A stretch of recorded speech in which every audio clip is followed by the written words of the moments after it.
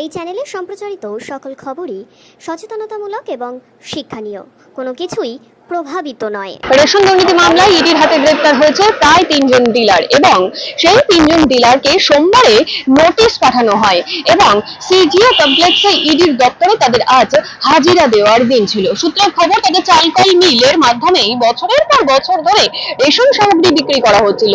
দিনভর জিজ্ঞাসাবাদের পর 3জনকে গ্রেপ্তার করে ইডি। মঙ্গলবার তাদেরকে আদালতে পেশ করা হচ্ছে।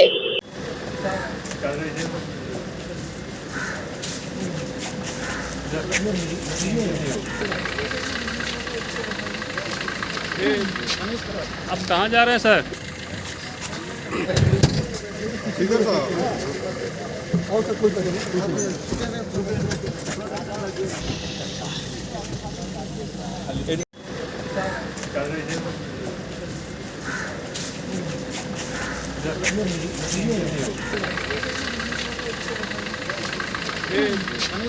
अब कहाँ जा रहे हैं सर?